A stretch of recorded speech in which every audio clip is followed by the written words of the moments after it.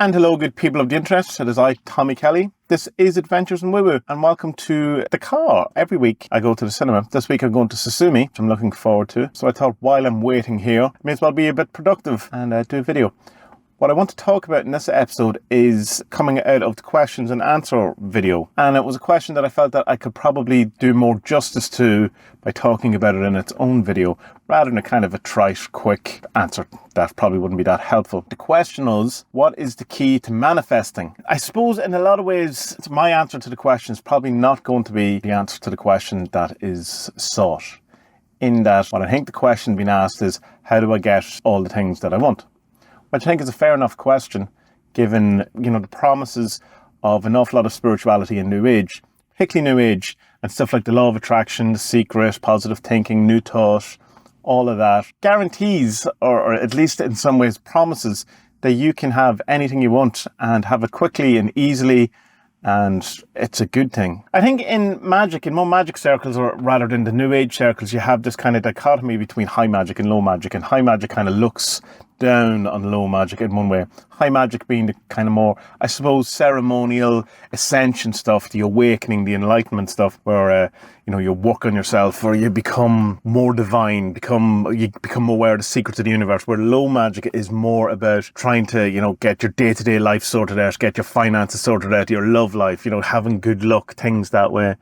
And I think for me, both of these are important. And I think if you kind of leave one out to the neglect of the other, then you're kind of out of balance. But there certainly is a notion, or there is a kind of a fashion, or there is a kind of a movement within spirituality to kind of get caught in one side or the other, in a sense get a bit lost in one side or the other. So while I think it's perfectly okay to want the things, I would still say that should be not the sole focus of your spirituality. And while I think it's okay to want the awakening, the enlightenment, the secrets of the universe, I also think that shouldn't be the sole focus of the universe. And I think you should sort your life out as well. And I don't just mean kind of sort out your relationships, your shadows, or whatever it is. I mean, sort out your finances, sort out what you want to do with your life. What it is that you actually want and the things you need. So that's a long way around to say to what I think the key to manifesting is. For me, I think it is mostly to do with, rather than a positive outlook, constantly reinforcing with affirmations or just not letting any negativity coming in at all. For me, there's an action involved in it. You have to be in the process of doing this stuff, of the thing you want to manifesting. Be that like a job, a creative thing, investment, or whatever. That old thing that you have that, well, I did all the magic for the job and I didn't get it. Did you apply for the job? Well, no, I didn't. It's a kind of an old one, it's an overplayed one, but there's truth in it, And I know in some spiritual New Age circles, particularly say like Esther Hicks or Abraham Hicks, we have Esther Hicks and I was going to say Bill Hicks. I doubt it's Bill Hicks, whatever the husband's name was, who channel Abraham, this God or this spirit or this future human, whatever he is.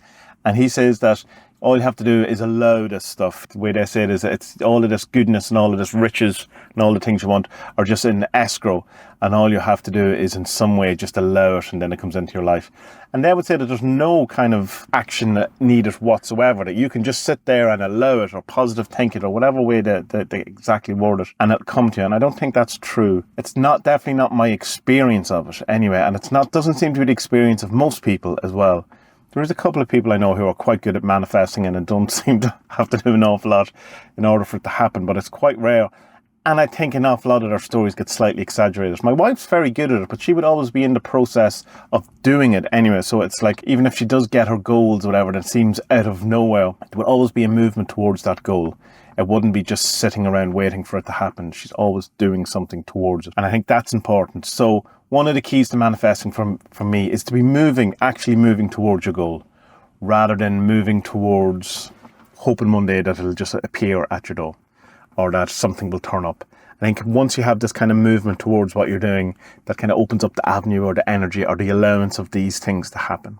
The second one that I found most effective, not directly just from manifesting particular things, but overall having my life work out and having things happen and, a bit more success and a bit more luck and a bit more general flow, is that I start looking at the things in my life that are at a bit of a loose end, or that are unresolved, or that need to be in some way looked at, or things that I'm putting off that I really should do. And they don't necessarily have to be connected whatsoever to the target of my manifestation or whatever my creative goal is or my business goal is.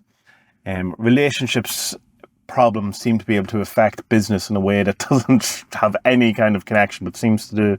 And I think what it is that these things that we're let kind of fester, or we let kind of just boil up, or that we ignore and we don't resolve, or we don't look at, kind of close off the flow of the energy, man. In our lives, things become stagnant. It's as if the pipe gets clogged in some way, and so the water can't go through it, or the river in some way, someone has dumped some rubbish into it so it can't flow. I got quite good at looking at these things and recognize the things of my life that are, that are kind of blocking my flow, or blocking things. And it's usually things I don't want to do. It's usually avoiding of stuff. It's not necessarily things like, I need to leave that, I need to post that letter, or I need to, get my eyes tested. It's not necessarily that you haven't finished your to-do list, but it's things like relationship stuff, say, as an example, that you need to kind of work out. I remember one example, it was back in the day when we were doing the journey on the Patreon, and there was like a daily calendar or a daily diary that I was doing every day. And I realised at one point that there was a relationship thing or that I had to sort out. It just had got to the point where I had ignored it long enough and I needed to sort it out. I said, yeah, I'll do that. And things started to really contract, and, money got really tight, and or a lot of expenses. Things weren't working out. And I still was avoiding doing this thing that I didn't want to do, to solve this particular relationship aspect that I had to. And this went on for ages, like a couple of weeks, and it got really intense. That seems to be my trajectory through this. It'll tell me what it is that I have to sort, and if I don't sort it out, things get an awful lot worse. And that's not to say it's punishment, but it's more, if you can think again, it's like that flow thing where it's going, there's a problem with your pipe. If you don't sort this out now, there's going to be a flood in your house, and then you don't sort it out, and then you go, why did God send me this flood? And while I was doing the diary, the whole thing, for some reason things were getting so bad, everything was breaking, all that stuff that usually happens to me. And for some reason I opened up the file. I was doing it on a computer file, and all of, say, 3 weeks worth of daily diary had disappeared, had corrupted, whatever it was, and went right back to that day where I made the decision that I need to sort out this particular relationship incident, goal, or problem. And I went, okay, I'll take your bloody hint, God, or divinity, or HGA, or whoever it is, and sort this out. And I did. And it's literally involved either a quick phone call or a text message or something, just to establish a communication again with someone that I hadn't been communicating with. And almost instantaneously, things started opening up again. Sales started up again. Things that broke started working, almost miraculously, almost like magic. And that was one of the first times that I really noticed it very obviously, that something I had done to break kind of a pattern, tie up a loose end, or to resolve something, was having a giant effect in all my life. So I kind of looked at it, if I'm looking to manifest or do magic for something, or whatever's the word you want to choose for that, I would look at, where in my life, what am I avoiding? What am I not, is being left unresolved? What are the things that I could be doing, that could be interrupting the flow, that is blocking in some way, that is kind of putting the squeeze or contracting the chi, the vril, the energy, whatever it is, whatever way you want to look at that. And you don't have to resolve it in a huge way. Like, I'll give you another example of years and years ago, myself and a friend fell out over, who cares, stuff that seemed quite important at the time. And it just kind of always felt a bit unresolved. And then if we've seen each other on the street or whatever, it felt a bit awkward, and I avoided certain places to a large extent because, what if you ran into this person? And it was just a bit of a drama, and there was absolutely no need for it. And it felt kind of, while it wasn't a big deal at all, it kind of felt a bit unresolved, and there was something that needed to go away, or not necessarily go away, but needed to stop having an impact, even in a very small kind of impact of just thinking about, what if we met on the street? What would be the thing? So rather than trying to ring up the person or meet up with the person, trying to solve the problem from a million years ago, or whatever the issue was where we stopped being friends, I just sent them a message going, yo, thinking about you. It's been years. Not looking to open up a can of worms, but just wanted to say hello. Blah, blah, blah. Not bringing up anything, not trying to solve anything, not trying to be, great friends again or anything like that. And they responded very, very quickly with, delighted to hear from you. Things, we had good fun. It's a pity things went the way it was. And it resolved the drama. The thing was over. without having to bring it all up, without having to turn it all up again. It means now that if I walk down the street and he's there, or go into a venue or something and they're there, that it's not an issue. It's a resolved thing, but it's a loose end that is now over, without having to make it a big deal, without having to dredge everything up, without having to, and I suppose in a sense, actually solve it. And I think if you can work and look in your life as much as possible at the points where you might be leaving things unresolved, I think that really can help with the flow in the manifesting. Even like if you say, well, there's things that are unresolved, but I can't deal with them. There's people who don't talk to me and I have no way of getting in contact with them, or even if I could get in contact with them, that they wouldn't talk to me or whatever. If you can get it in such a way that it's resolved for you, that it feels final, that there's nothing more I can do. And if still not working out, find stuff that you can do. Clean your room. Do your taxes. Write the emails, answer the text messages that you put off. All the little things that you can do to resolve stuff in your life does seem to have an impact on how the greater flow and energy and expansiveness and creativity and all of these things, manifestation, seems to work. The third one I would say is that chunk down on all your goals, rather than when people get into Magick, the very first thing they're going to do is win the lottery.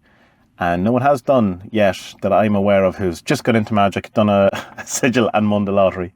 And I understand that the kind of ideas behind it, that if you're going to do Magick and if Magick works, why can't you win the lottery? It's an unlikely target for you as a person coming from, say, if you're wanting to win the lottery, having not that much money, to having all the money.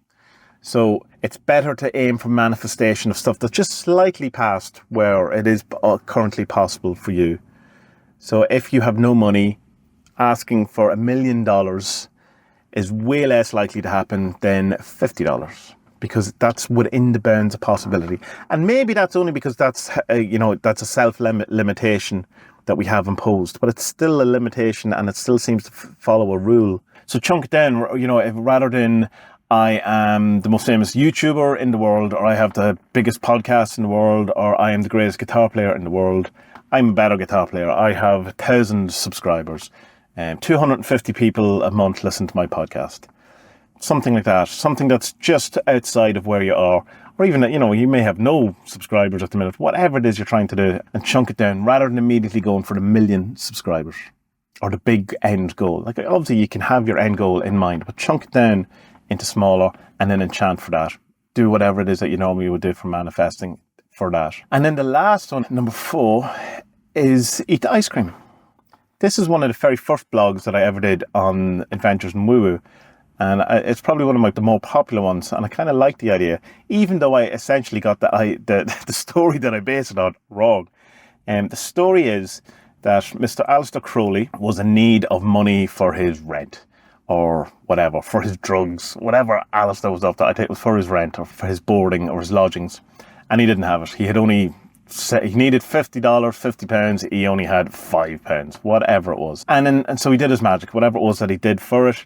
And instead of keeping the £5 that he had, hoping to make 45 more pounds, he spent the £5 on what I thought was ice cream. And this was kind of like a leap of fate, that this was something he would only do if the £50 was assured, if that was a definite thing that was going to happen. If it wasn't a definite thing that was going to happen, you would keep all to your money. So it's doing this kind of leap of fate action. Do something, some symbolic act, that you would only do this act if your outcome of what you're trying to manifest is assured.